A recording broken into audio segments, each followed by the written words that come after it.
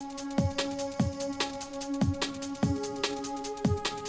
Edge crew is out at the Dome to check out MediaTech, one of the biggest media and entertainment technology trade shows in Southern Africa. Naturally, we're here to get the skinny. Let's go in.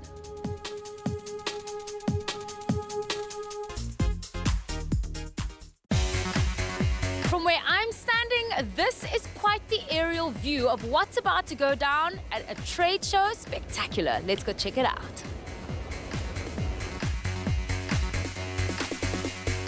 Right, so I'm with Simon Robinson. Now, you've got a good few titles that I've got to go through. So, co-owner, event director at MediaTech, and then publisher of Screen Africa and Pro Systems magazine. Tell me about MediaTek 2015, what we can expect, some of your favorite highlights to see. Sure, highlights to see. I've hardly had a chance to even go around the show at the moment. We've been building it for five days, so yeah, it's been manic, eh? But a lot in terms of lighting, a lot of lighting at the show. A lot in terms of LED technology, and then on the broadcast side, a lot of sort of voice over IP and that sort of thing is coming through strongly. Now, since the last one in 2013, what do you think are some of the visible differences at the expo this year? Really, it's about 20% bigger. So in 2013, we had about 120 exhibitors. We're sitting at about 145 now, but over 700 brands represented actually on the show. And then from a visitor point of view, we did just short of 7,000 visitors over the 3 days. So hopefully we'll top that again this year. What do you think are some of the things we can really be excited about, trends coming up in terms of digital and how it's really evolved? Yeah, in terms of digital, I think really on the broadcast side it's going to be massive. I think the amount of content creation that we're going to get, that the broadcasters and the OTP guys are going to need is huge. So I think from a production point of view, that's going to open up a lot of doors.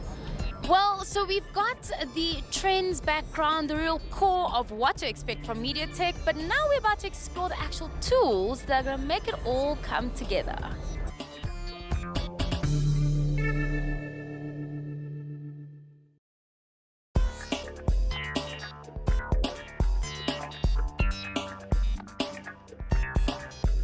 So Dion, no doubt that GoPro is one of the best at capturing adventure and action, and you've got two new babies that are hot off the runway. Tell me more. Yeah, so we've got the Hero Plus LCD, and we've got the Hero 4 Session, two brand new cameras. Hero 4 Session was just launched and announced last week, and the Hero Plus LCD was launched and announced a month ago. They'll both be available in the next couple of weeks. The new features that you're seeing on these is that on the Hero Plus LCD, we're getting an upgraded LCD added onto the camera.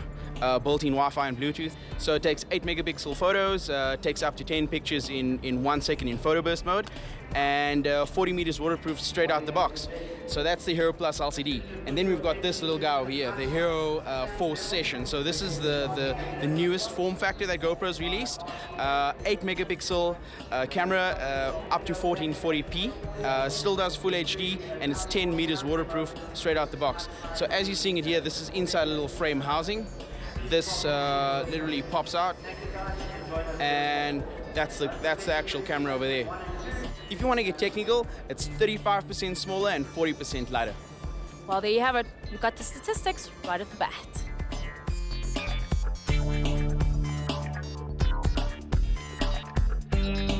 Well, Kane, it really looks like you have a lot of tricks up your sleeve at MediaTek. So not only are you into lasers and lights, but you can now actually put our name in water. Absolutely, we can, definitely. Yeah, we're using the high-definition water screen, water graphic. It's running at 96 dots per meter, effectively, lines per meter, and it's the highest resolution in the country, as far as I know, in the world, in fact.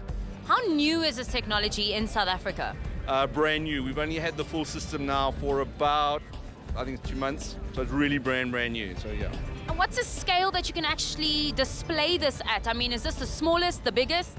At the moment, this is our biggest. It's running 6 meters long. Height, we can go about 1 meter or 2 meters higher, but gravity sort of affects it at the bottom. But yeah, we can go, it's indefinite. We can go 12 meters long. I've seen these running at 12 meters long. Wow, this is some serious party trick.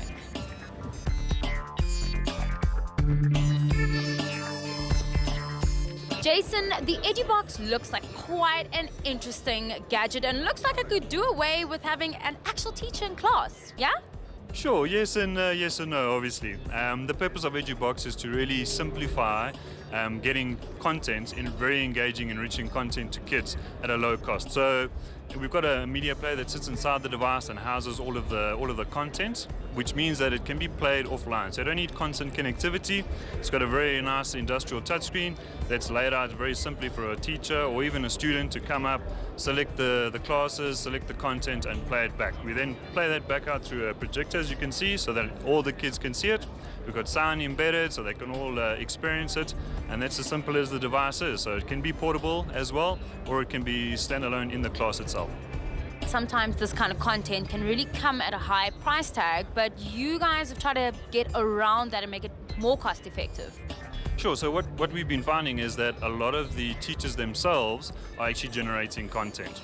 So, gone are the days where you're writing it down in pen and paper and then rehearsing, going to the class and putting it on the board.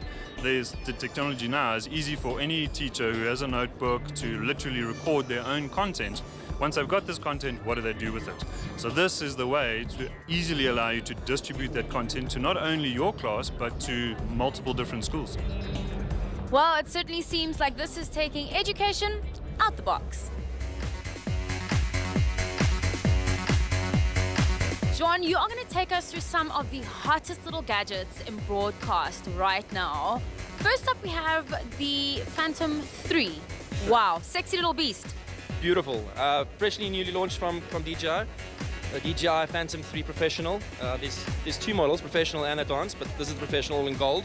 The difference is this one has a 4K camera inbuilt in at 30 frames. Very hot seller at the moment. Everyone wants one. Some want it as toys, some want it used as professional production. Wildlife, state agents. It's a wide range that they use these for. Basically, you've got a controller over here, 4-bladed quadcopter, and integrated 3-axis stabilization gimbal with 4K video recording. Easy to control.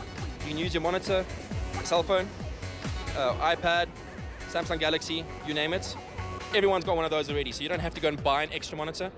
It's got light bridge technology built in, giving you 2-kilometer distance.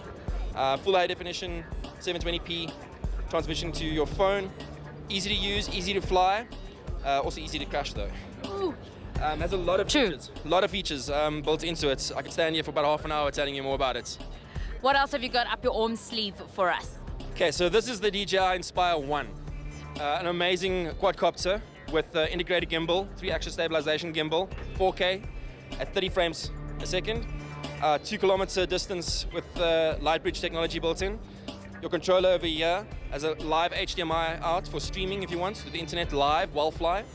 Uses, once again, a tablet. This is the Samsung S Tab. It's great, high resolution. 720p video transmission straight from the camera. And it has a built-in LiPo battery. Easy to use. Pre-selectable buttons on the back. When you feel this controller, you can feel it's a lot of technology in there. The Ronin M looks like quite the contraption. Slightly smaller in size to some of the others that I've seen around. What makes this one so special? Okay, so DJI's Ronin M is the second one in the range. The Ronin was the big boy. The Ronin M is more aimed at DSLR kind of cameras or mirrorless cameras, so smaller, more lightweight. What's nice about these is it's lightweight, so even ladies can use it.